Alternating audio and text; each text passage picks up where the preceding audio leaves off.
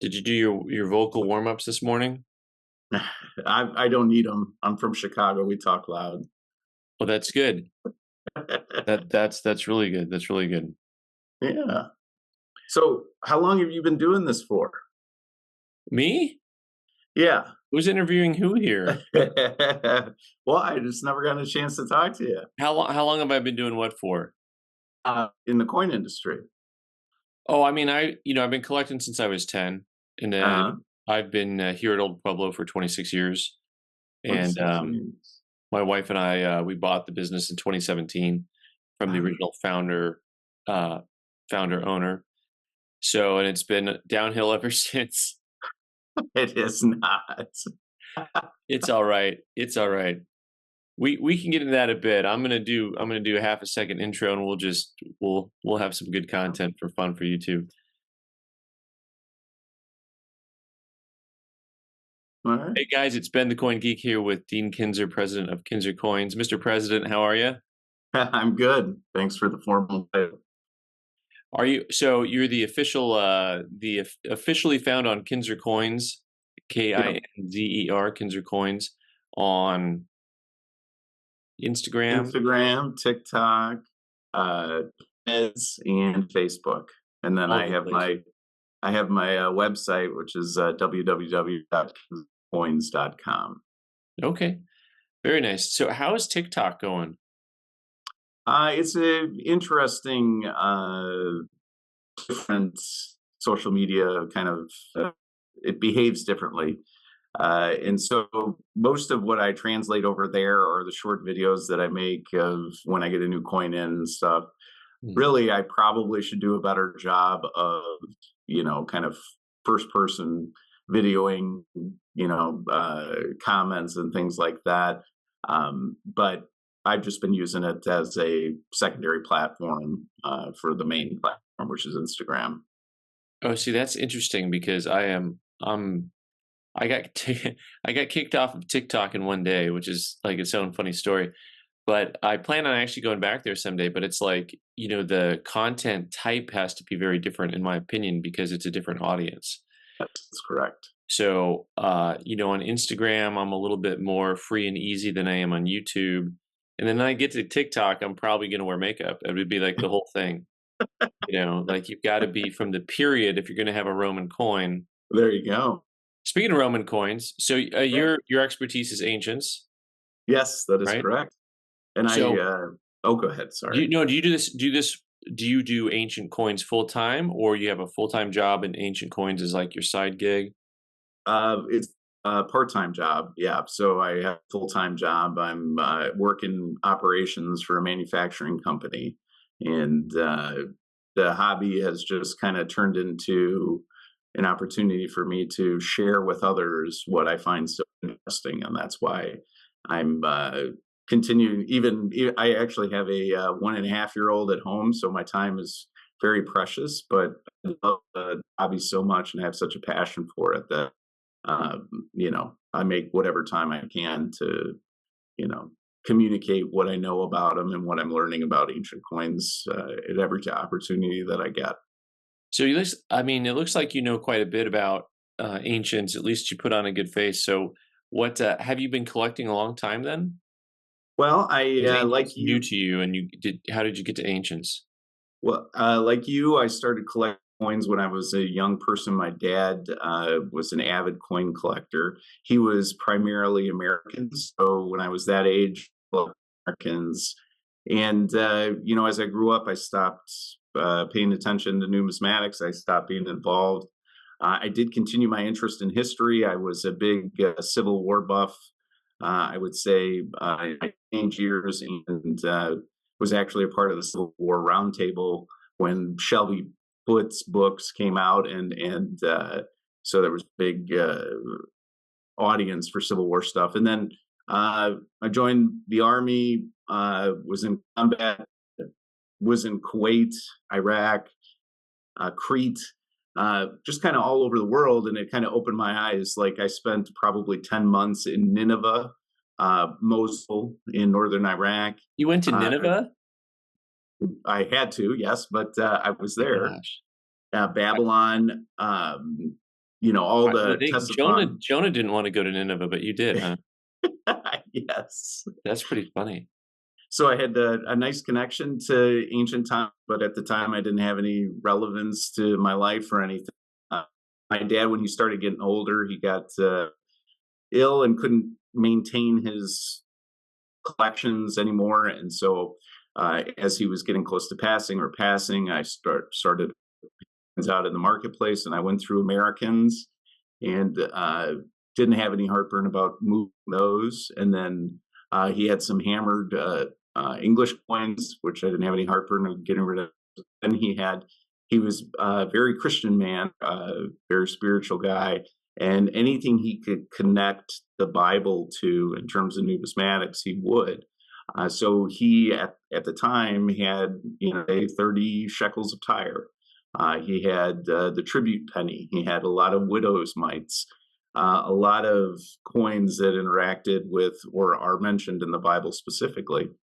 And so as I'm starting to sell those, I'm like, boy, I had no idea that you could have something this old in your hand. Like, I blew my mind. And so I started part with them, and then I started to stop part with them, and then start to investigate what the ancient coins, how it's available, where you can find them, what pieces of history can I tie to them.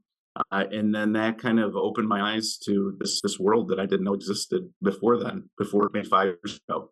Do you think that the time in the Middle East and, Mediterranean and things like that, do you think that helped you get drawn towards ancients later on? Like, do you feel I like if can you didn't have that actual physical presence on the Isle of Crete that you maybe wouldn't have felt as closely drawn to ancients? uh, I don't. I mean, I don't necessarily tie. Uh, I do feel like because I was there, I have a kind of a special place in my heart for the archaic world.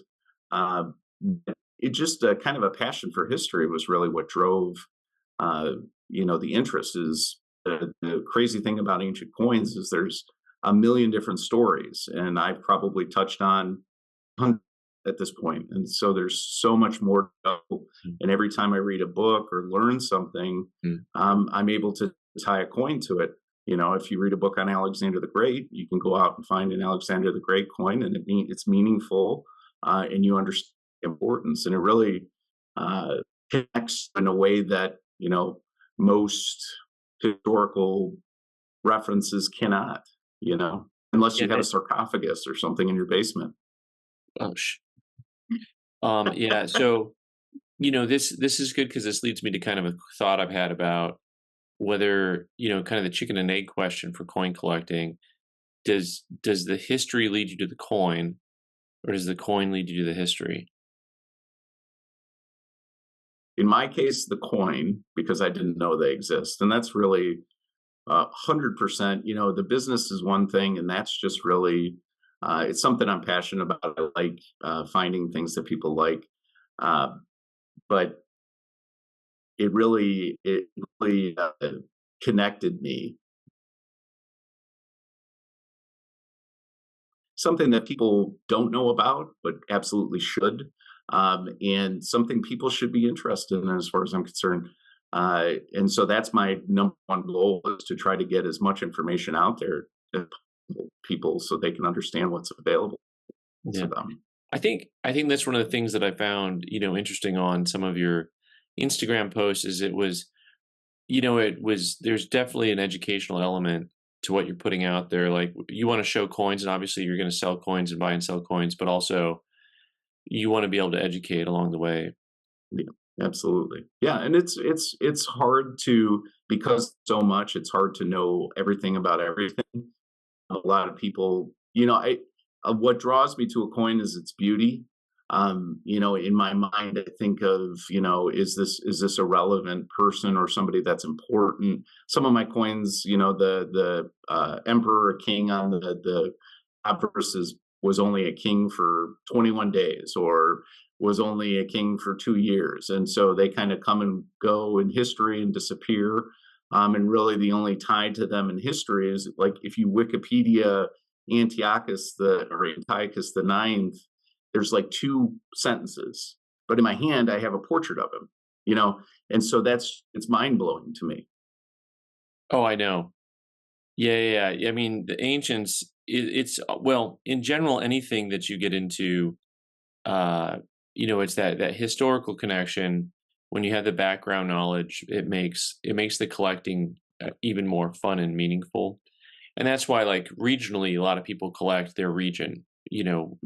So like if you're doing national bank notes, collecting your local banks, or tokens and medals from events that were nearby where you grew up. That's the same thing, just on a different locale, we'll say.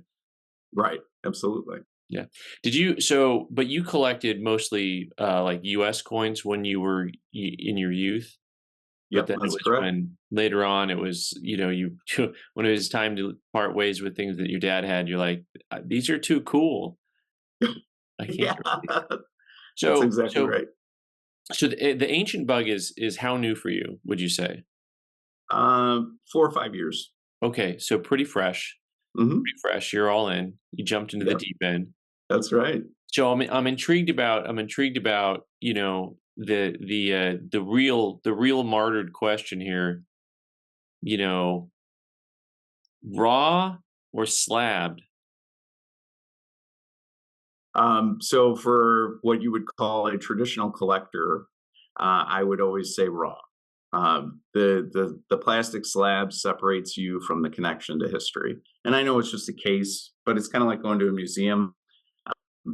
So a true collector, as they would call it, likes something unslabbed. And American coins have a very distinct set of rules and grading systems that are very specific, and can be followed and understood. Ancients in as a thing, NGC and ANACS are kind of the grading services for ancients. Uh, but there are problems there. There is a great system that I don't think is universally accepted, and sometimes there's problems with consistency. And a lot of times, people will end up buying a coin with a star or 5555, thinking it's infinitely valuable. But when you look at the coin itself, it doesn't represent the kind of beauty that you look for in other types. So it's kind of inconsistent. And so for like C, they don't guarantee authenticity. They what's it called? They grade it. They look at it to the best of their knowledge and say this is true. This is verified that uh, period. And they have a series of experts that are well known in the industry that grade them. But the NGC does not stand behind whether it's authentic or not. And so that kind of again is a weird area for me. Yeah, I don't know how to approach that exactly. I know that they don't have a guarantee, but to me that's as much of a legal thing as it is a Yeah, numismatic thing. So to sure. me, as a company, they've probably decided, well, we want to remove some risk, so we're not Yeah, going oh to yeah, have a legal guarantee. This is my 2 cents. I don't know. sure. I'm not in the room where this stuff is being drawn up, but I just understanding the people who are involved at NGC with their ancients, they're highly respected. Oh The only yeah. people that I find who have problems with them are the people that complain about grading. And by that I mean like they want to argue that the grade should be different than what it is because they want a higher grade. I mean, shockingly, the person who sent the coin in thought the coin was higher grade than the grading company. Never. Does that happen? Right? Never. So, And I'm certainly not suggest they don't provide a valuable service. And you're right. I'm sure that there was a team of people that got together and said, "Hey, we want to grade these, but there's an aspect of this that leaves us open to litigation, and so we probably, as a company, are going to try to protect ourselves." And that makes perfect sense. But do again, you it's think? it's a service, so it Yeah. you know if Do it adds value for you, then it's worthwhile. And right. and honestly, companies like Heritage and some of the other bidding platforms or auction houses do really well on only slabbed ancients, right? So they have a market. People are very interested, and a lot of collectors will buy them and then unslab them as soon as they get them. But they have a market. People will continue to buy them, and I think the evolution will probably follow similar to the American marketplace. Is that the more that we understand these, the more slabs you'll see. Yeah, I was going to ask a question, but I'm just going to make a statement instead, and you can just react to it. I think, then because I've said it a lot before, I think these are really good for the ancient market if you want to get new collectors into the marketplace. That's right. I mean, because from a buyer's perspective, because I still go to coin shows and see dealers in ancients, and they have everything written up like this. And am I supposed to? I don't know that guy from Adam. I'm supposed to understand that he's right when he says that this is Commodus. Like, I'm supposed to know that, Right, right. but I don't know him. And if I'm a novice, Mhm. it's very comforting to be able to have the NGC holders. By the way, the only way to do it though is to get the full description. I love the full Yeah, that's description. right. That's right. Where That's it good. just says what it is, and has all the details on it. Anyways, Right. No, so to your point, right, a lot of people that get involved in ancients start out on like eBay, right? yeah, And eBay is unfortunately kind of a breeding ground for forgeries and forays and all kinds of stuff.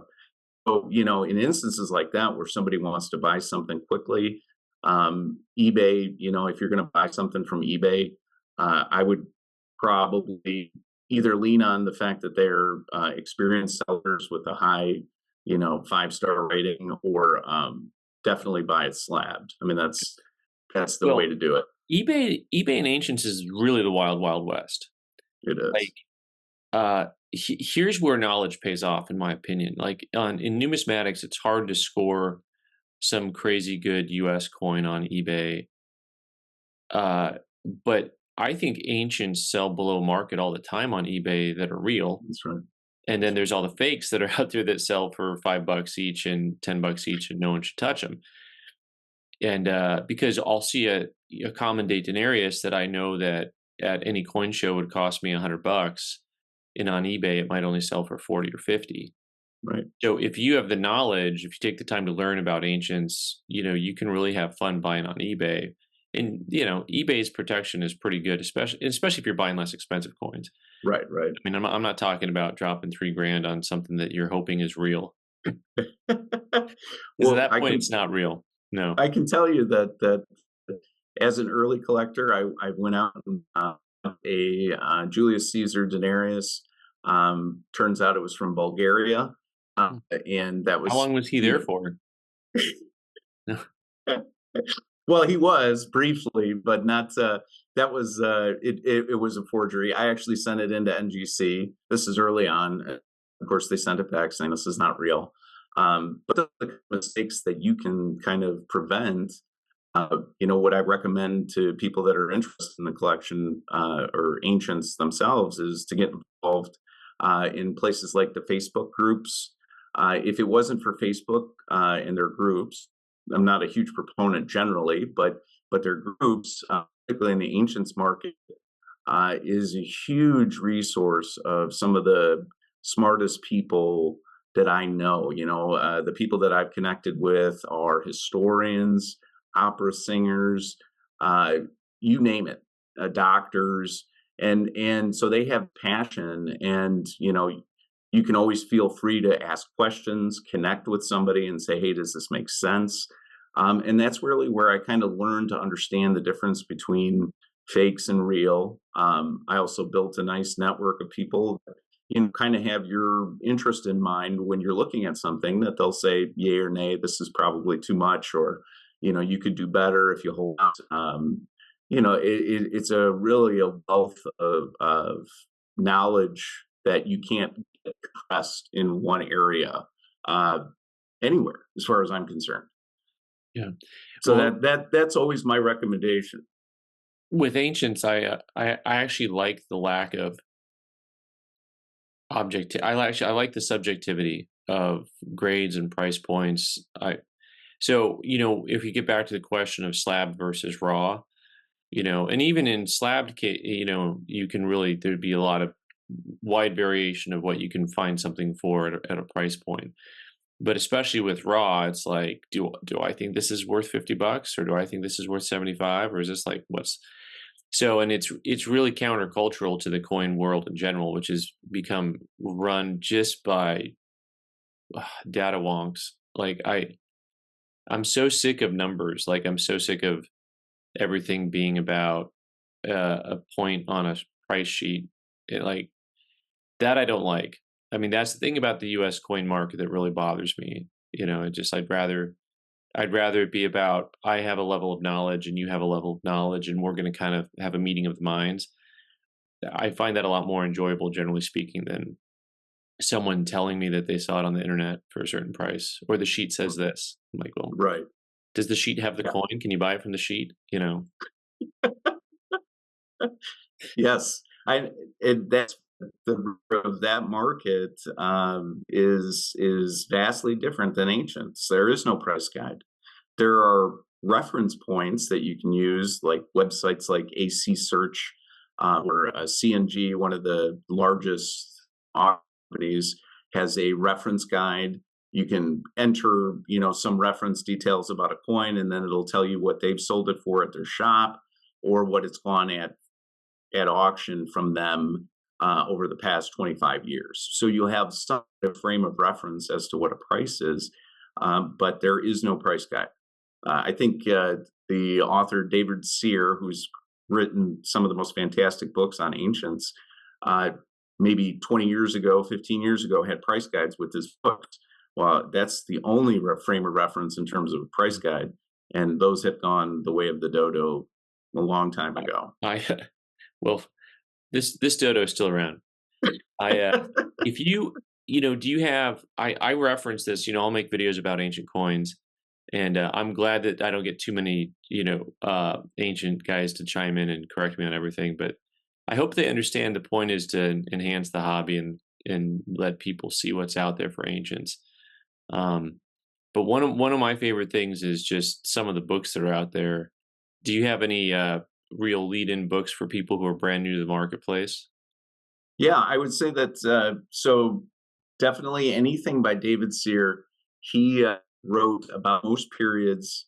So he has a Byzantine book, Imperatorial, the time of Julius Caesar book. He has the Crawford and him have on Republicans, and they're very easy to use. I use them kind of like checklists, like I used to do with the Red Book. And so, I'll look at a certain area. I was heavy into collecting the coins of the time of Julius Caesar, and so I'd go chapter by chapter. He'd have them grouped together, and then I just kind of check them off. And then you'd have a paragraph about the history that's known about the minter or the person that's represented on the coin.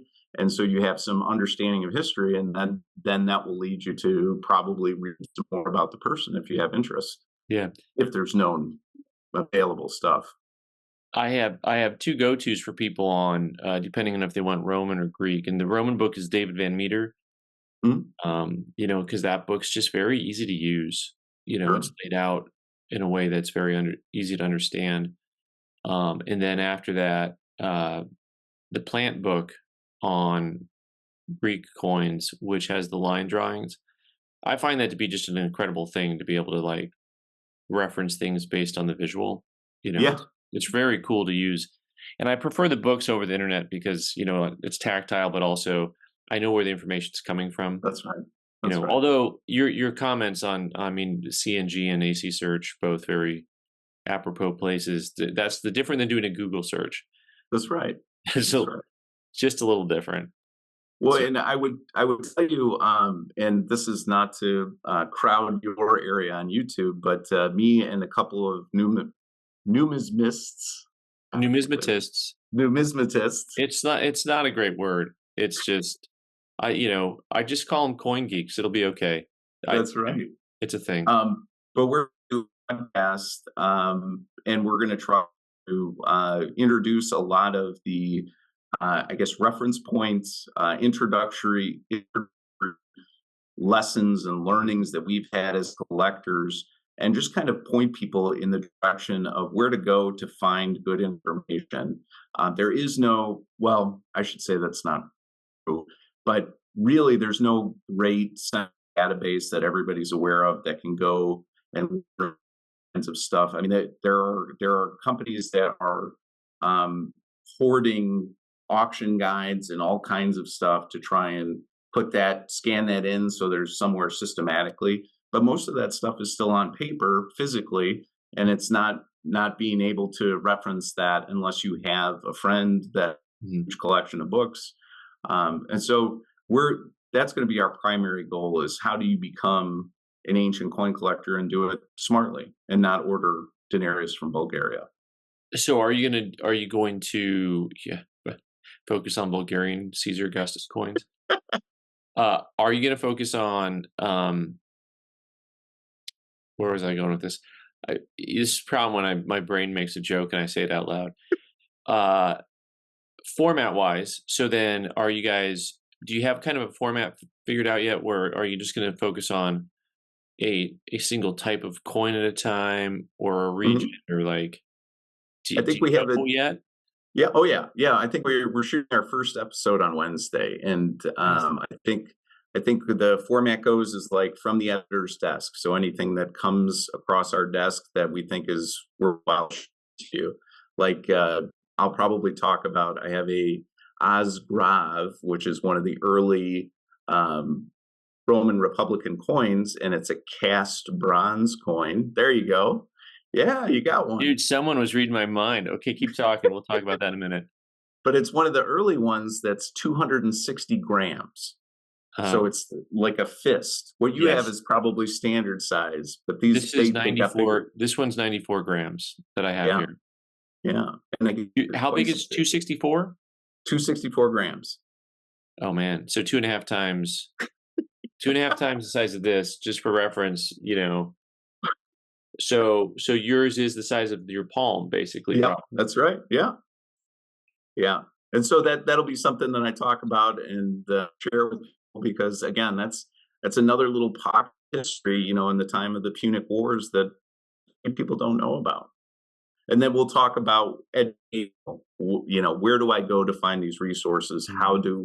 What websites have documentation? What libraries? What are the best museums to go to see some of this ancient work? All of that kind of informational stuff, because that's, to me, the primary goal: is Well, education. you're definitely gonna have to have some episodes just on proper pronunciation. That's right. Oz Osgrobs, right? But I always Yeah. call them AE Graves. That's how I say it. So when guys say Osgrobs, I always think they're like, "Is that band from the '70s?" I love those guys. The other thing about ancients, like, I swear that some of the guys who are stackers just watch my ancient videos so they can hear me say Antoninianus and laugh That's a like a great 12-year-old one. boy, like, snicker. I'm like, you know, it's a thing. So yeah, that's the whole goal of it. It And the the guys that I have, one of them was editor for major coin publications. Yeah, yeah. Who are your guys with you? So Tyler Rossi, he actually works for Shanna Schmidt in Chicago, and Benvento, who is an opera singer and part-time coin dealer, and he has coins. So a couple of experts, and I'm kind of the layperson. Well, but you're the guy who's bringing it all to life, right? I hope so. I hope so. So to geek out on a couple of coins here. So first of um, all of a sudden I was seeing NGC slabs where instead of Antoninianus, it says double denarius. Oh, Are you familiar with this? I think I think it's the same thing, just a different reference. Easier to type. So easier to type. easy to say. Why I have never in all my years heard him called a double denarius. Interesting. And it's from the Yeah, I don't time know I why was they. like 15. I was like, oh, there's the denarius, and then there's the Antonianus, which is like the silver wash Yeah, yeah, version. Like that's new. unbelievable. Okay, so I told a guy recently who asked me about coins that you should have if you're buying like world coins. He says, I just want like a box of 20 cool world coins.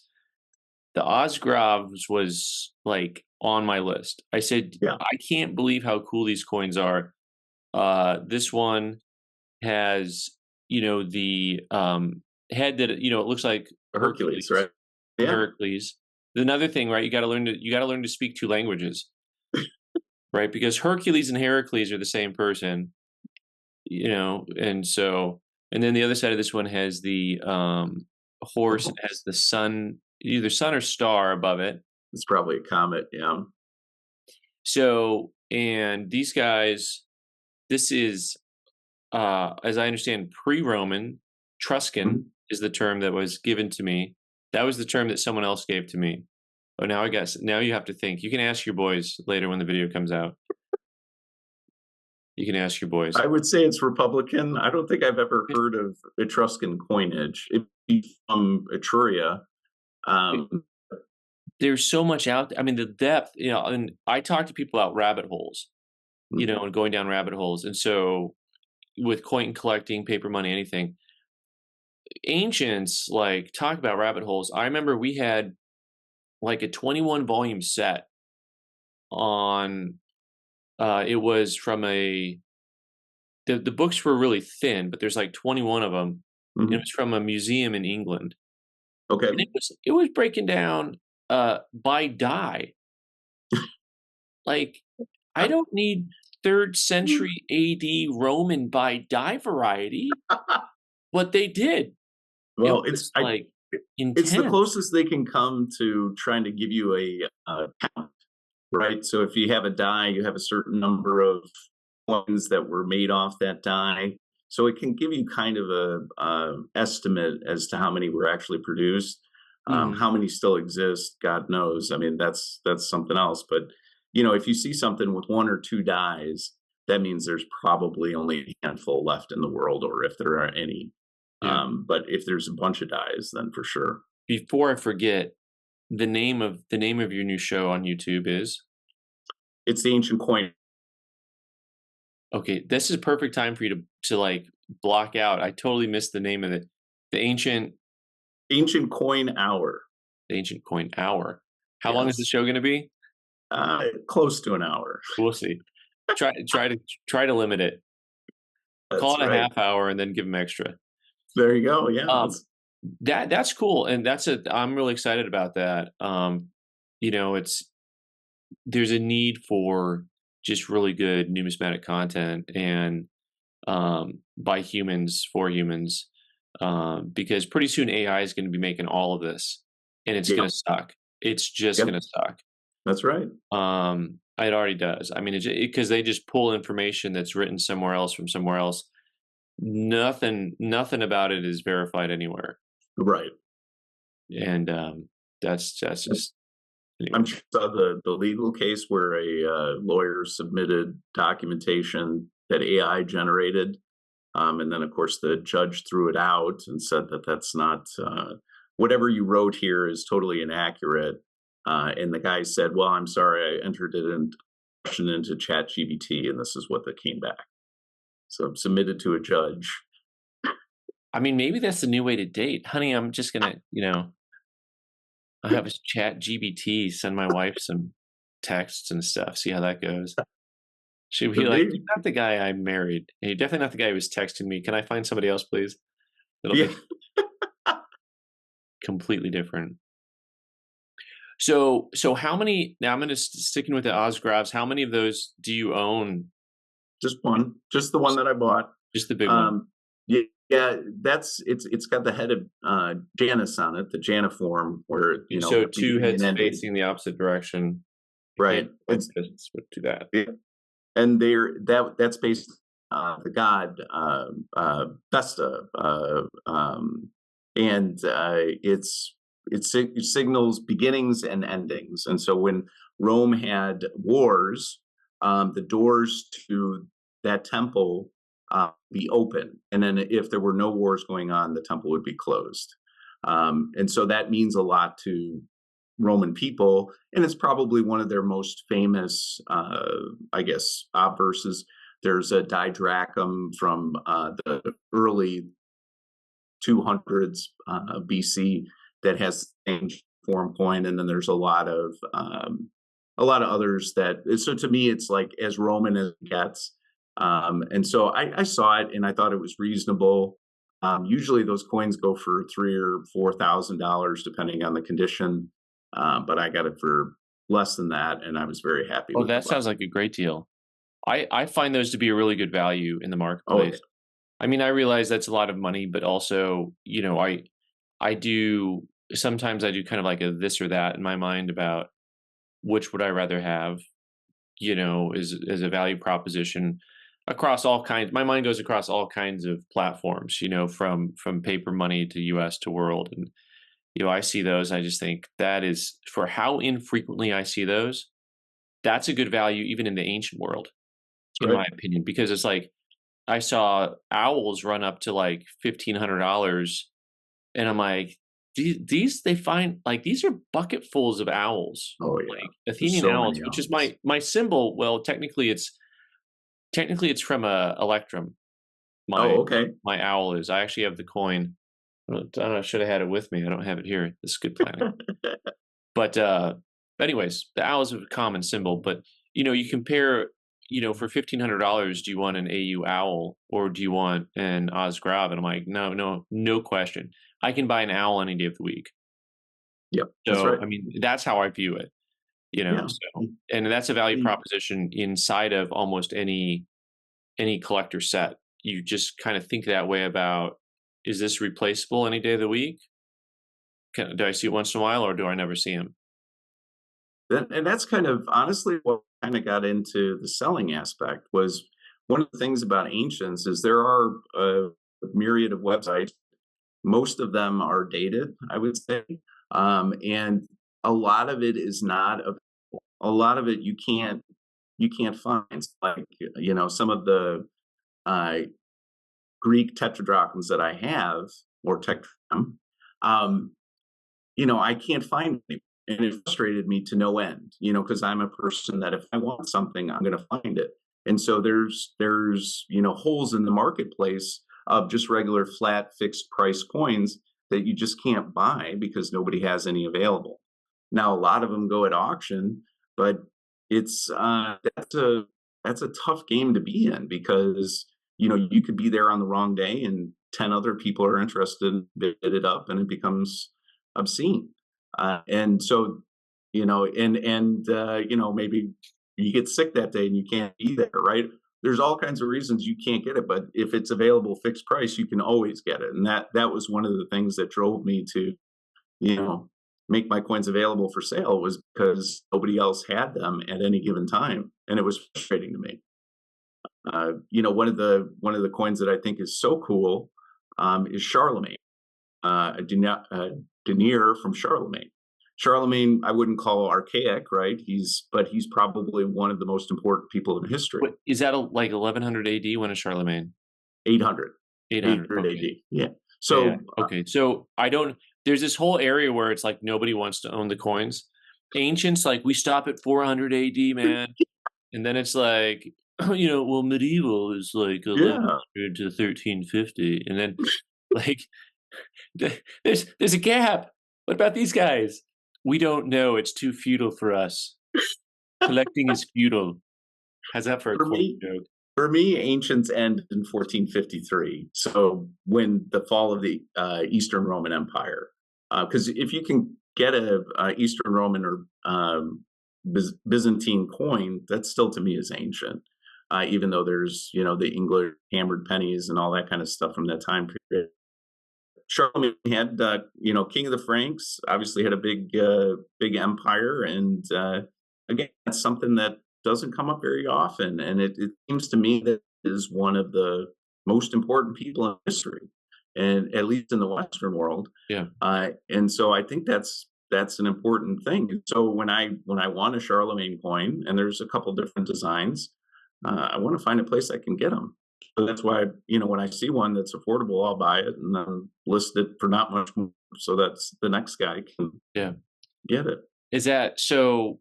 I was going to ask you if you like specialize in anything, but it's like sounds like you specialize in. I don't want to say like rarity as much as scarcity. I don't know if that's splitting hairs. But you're not going for the $20,000 coins, but you want something that is historically cool, that's kind of hard to locate, and And beautiful. beautiful. Do you Yeah. have a favorite design? So I'm going to butcher this. So, somebody who speaks Greek will be able to correct me later, but Stephanophoric coins, which are basically let's see, late third century, and all of the second century tetradrachms. And so they come That would from be various places. BC. BC, yeah. Yeah. Yeah. So they come from the Greek islands and stuff. And they have the reason they call them Stephanophoric because there's an oak uh, wreath on the reverse, and the words are all within that oak wreath. But on the obverse, they'll have like an woman on the obverse, and it'll be this beautiful woman, and the picture is fantastic. And the flan can be anywhere from like 28 millimeters to 33, 35 millimeters. Huge silver coins with beautiful portraiture on them. From that time period is also Perseus, who was the last king of Macedon before the Romans really conquered them, and Philip V, who was his predecessor. They have beautiful portraitures, and I think they're considered among some of the most beautiful coins. But they're the giant things that you can show people, and they can really admire the beauty of the coins. Yeah. Yeah, the aesthetic is easy. I mean, it sells. It definitely sells, you know, just with how beautiful a lot of ancient coins are. Yeah. Man, well, so where can people do you do shows and stuff? Do you set up at So shows? I did the New York National this year. I do that every year, which it's a fun show. I think it's almost more for dealers, but it's I would say not for the faint of heart. It's expensive. So yeah, this is a whole other concept, but conversation too. But so next year, so the Tucson show I put on is the third weekend in January, and like Fun and NYC both kind of move around a little bit. And so Yeah. next year, Fun is late, and so NYC like overlaps Fun and overlaps my Tucson show, which I'm not Uh happy oh. with in general. But still, even having said that, I'm pretty sure CNG is setting up at the Tucson show next year. Oh, that's a big win. Yeah, at least part and parcel. There's like I'm giving it like an 87.5% chance. I actually know the president pretty well. You need me to help push that over the edge. Well, he's from Tucson, Are we so talking about Mike G? I was talking about Mike. Yeah. Oh, I Yeah, thought he was from Illinois. well, born in a mountaintop in Tennessee. I don't know, but I'm just saying, like, so it doesn't matter. I mean, people have homes in different places, whatever. But Sure. the point is that when I talked to him last year, they're like, "Well, next year," some of those companies are large enough to where they can split. Yeah, I have another company, World Numismatics out of Phoenix, which they do NYC, but they're probably going to go ahead and have at least one guy that they can send down uh, Good. to Tucson, because NYC is like crazy expensive. It So does.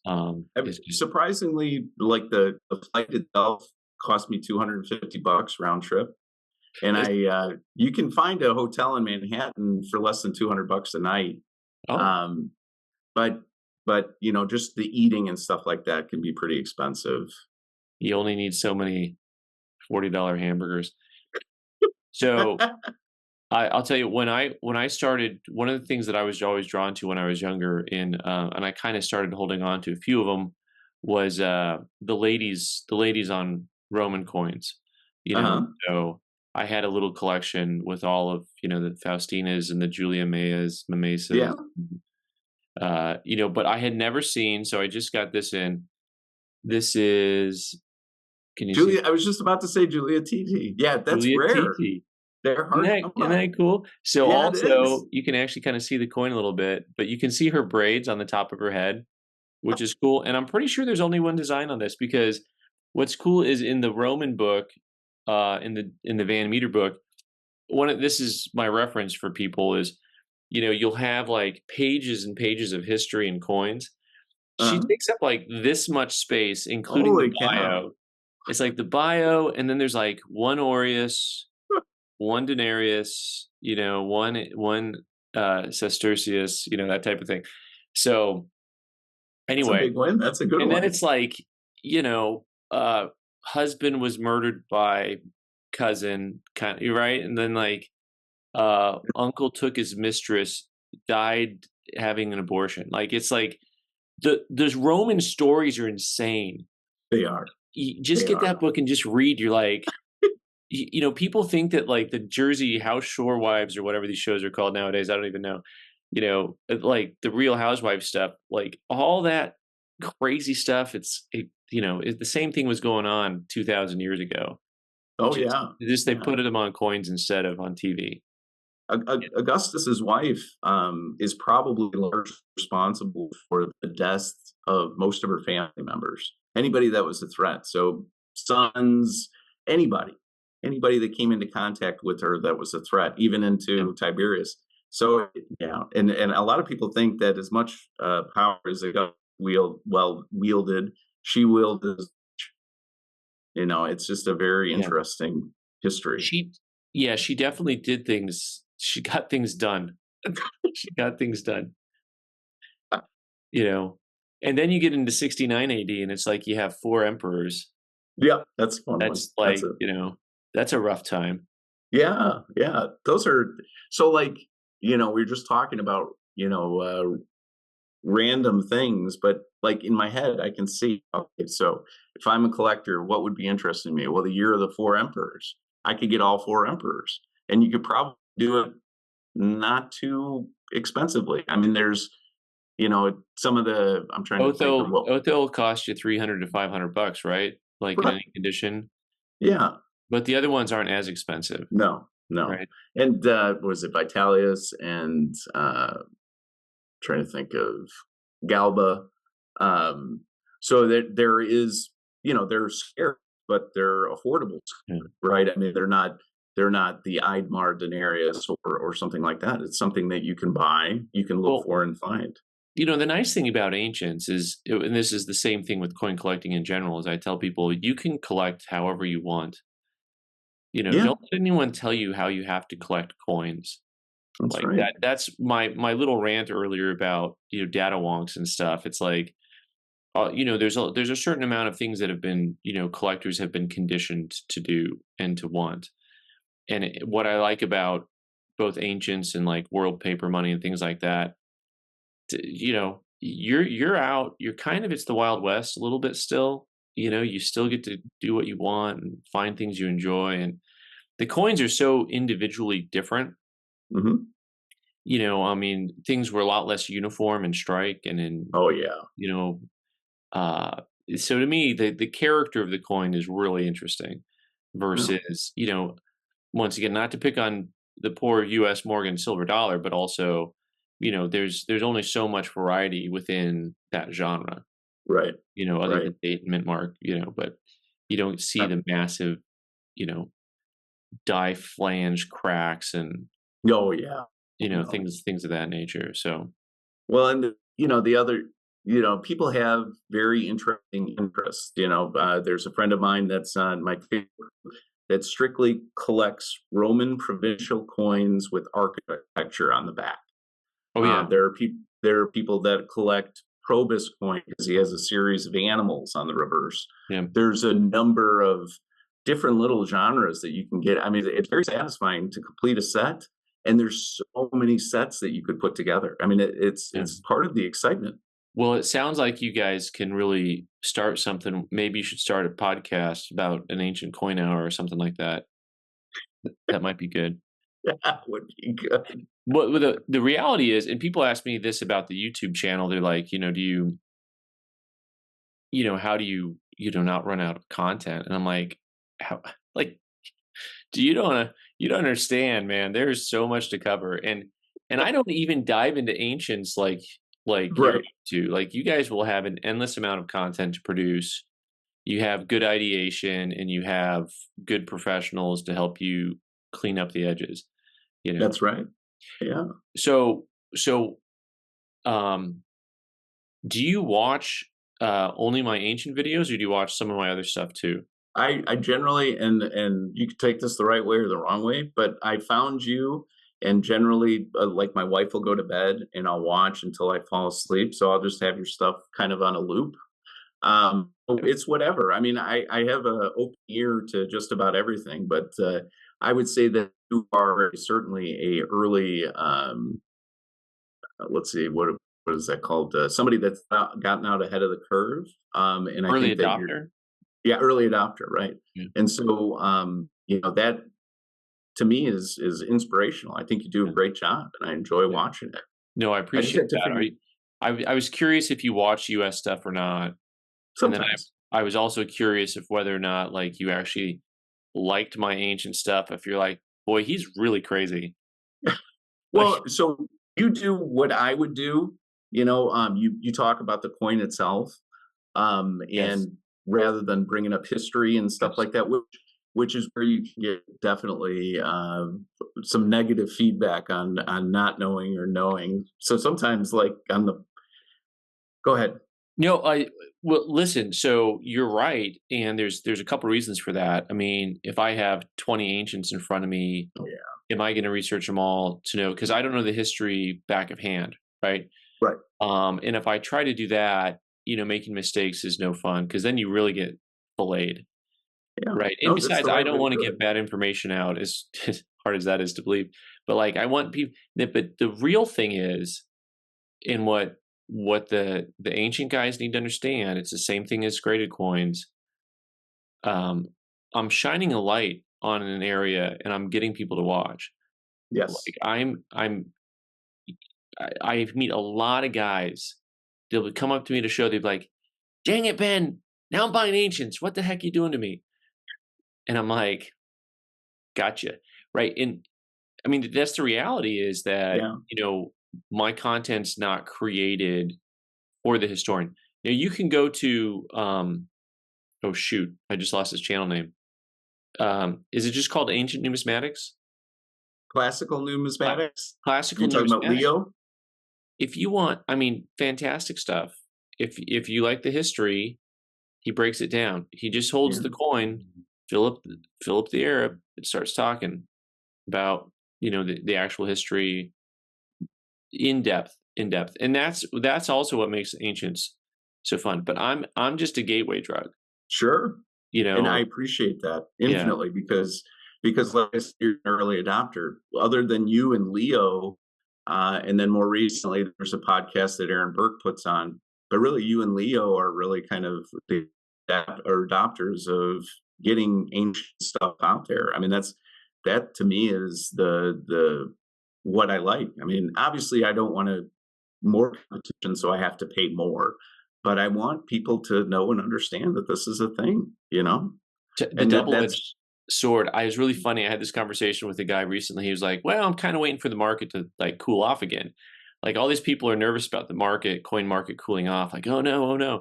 And he's like, "I can't wait." Like, it's weird. It's this weird dichotomy, right? Like, you want people to enjoy the hobby with you, but you want the prices to like maintain and not go up while you're trying to buy. here's what I'll tell you.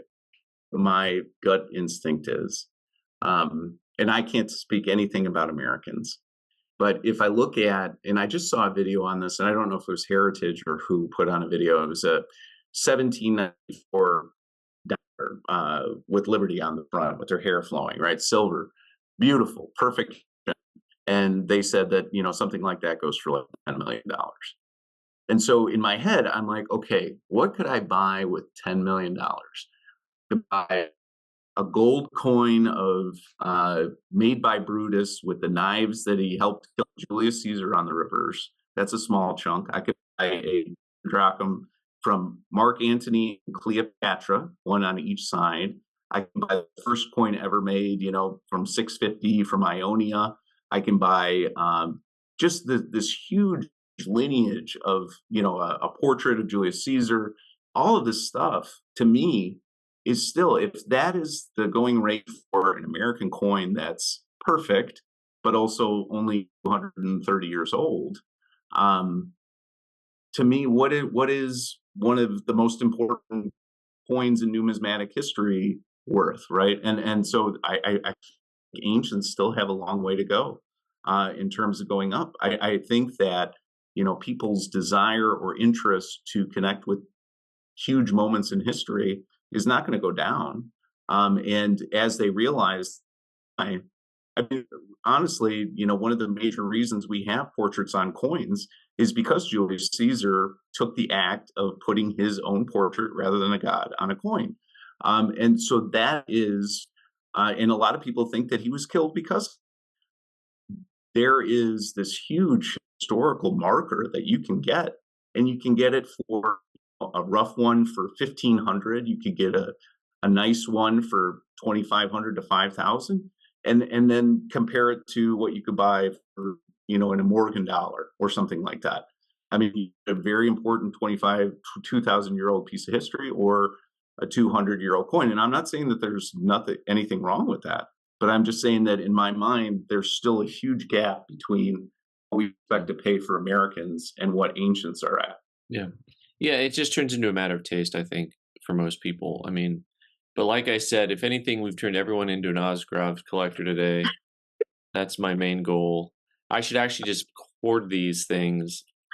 I'm gonna get rid of anything I have that someone else would call precious and just collect those. I did a video with Leo.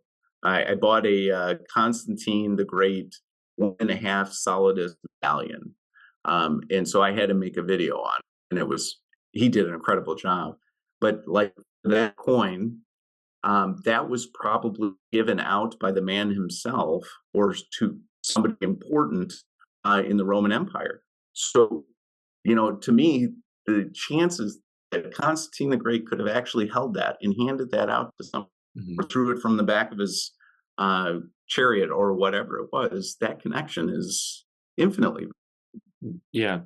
Well, definitely on a piece like that, I mean, you've got the probability is actually pretty high that depending on how many he was given out, he probably handled them, or even Yeah. depending on how the ceremony went. So, That's, well, this has been awesome. I appreciate your time, and hopefully, people will tune into the Ancient Coin Hour and will follow Dean Kinzer on all kinds of social media platforms and continue to do the good work and spread all of the ancient love all over the world. that's right. And appreciate your time. Thanks so much for joining me. I appreciate it. And what I would tell you is that if people are interested, feel free to reach out. I can be a resource. I can help point you right. I can help you learn. So don't be shy. And it's an absolute pleasure talking to you, Ben. Like I said, I've been watching you for a long time, and I really enjoy your content, and I really think you do great work. And so it's worth saying that Well, for sure. I appreciate that. I've been putting people to sleep for at least 3.5 years now.